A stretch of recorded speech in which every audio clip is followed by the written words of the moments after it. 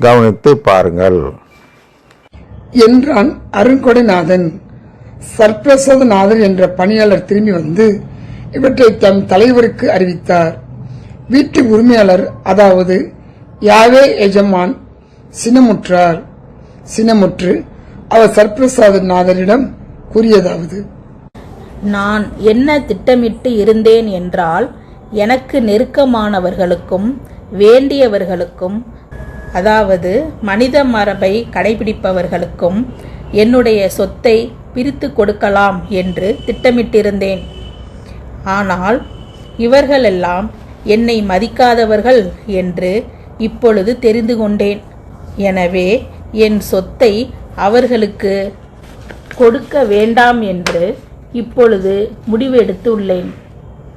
அதனால் அடுத்து யாருக்கு கொடுக்கலாம் என்று நினைத்து இருக்கிறேன் என்றால், நகரத்தில் வசிப்போருள் யாரெல்லாம் என்னை மதிக்கிறார்களோ அவர்களையெல்லாம் அழைத்து என் சொத்தை கொடுக்க இப்பொழுது முடிவெடுத்துள்ளேன்.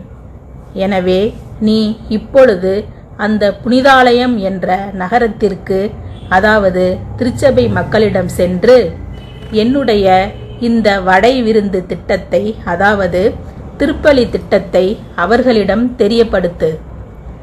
இந்த திட்டத்தை ஏற்று யாரெல்லாம் எல்லா தடைகளையும் மீறி என் விருந்திற்கு, அதாவது திருப்பலிக்கு வருகிறார்களோ அவர்கள் எல்லாம் என்னுடைய வாரிசுகளாக நான் தத்தெடுத்து கொள்வேன், அதாவது CCC 1 எனவே அதே புதிய அழைப்பின் ஏற்பாடு, அதாவது புதிய உடன்படிக்கை என்ற திருமடலை எடுத்துக்கொண்டு அந்த புனிதாலய நகரத்திற்கு, அதாவது திருச்சபை மக்களிடம் செல்.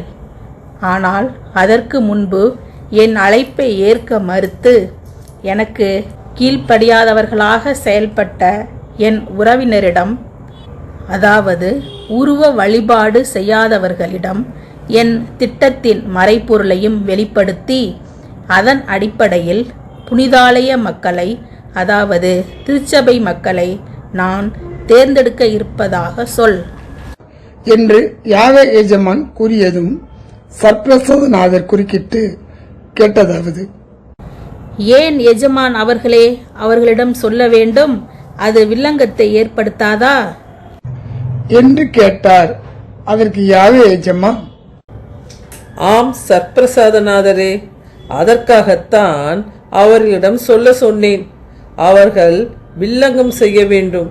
அது போன்ற வில்லங்கம் செய்தால்தான் புனிதாலய மக்களை, அதாவது திருச்சபை மக்களை சோதிக்க முடியும். அவர்கள் கொடுக்கும் வில்லங்கங்களை எல்லாம் கடந்து என் விருந்திற்கு வந்தால்தான் அவர்களெல்லாம் உண்மையிலேயே என்னை மதிக்கிறார்கள் என்று பொருள்படும். அதனால்தான் என் எதிரிடம் போய் என் திட்டத்தை கூற வேண்டும் என்று நான் சொன்னேன். 2 தெசலோனிக்கர் 2:11 என்று யாவே எஜமான் சொன்னார். அதை கேட்ட சர்ப்பிரசாதநாதர்: இப்பொழுது புரிகிறது எஜமான் அவர்களே என்று சொன்னார். அதற்கு யாவே எஜமான் சர்ப்பிரசாதநாதரை பார்த்து கூறியதாவது: எனவே நீர் நகரின் வீதிகளுக்கும் சந்துகளுக்கும் சென்று, அதாவது உத்திரிக்கம் ஸ்தலத்துக்கு விரைந்து சென்று, ஏழையர், அதாவது பாவிகள், உடல் ஊனமுற்றோர், கால் ஊனமுற்றோர், பார்வையற்றோர், சிலை வழிபாடு செய்யும் பாவிகள் ஆகியோரை இங்கே கூட்டி வாரும் என்றார் சர்ப்பிரசாதநாதர். அதுபோன்று செய்ய புனிதாலய நகரத்திற்கு, அதாவது திருச்சபை மக்களிடம் சென்றார்.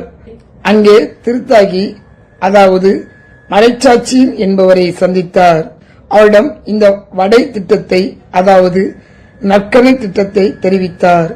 அதன் பின் அந்த திருத்தியாகியை, அதாவது மறைச்சாட்சியை பார்த்து: கவனிக்கவில்லை என்றால் அடுத்த நிகழ்ச்சியிலும் தொடர்ந்து பார்க்கும் பொழுது கவனித்து பாருங்கள்.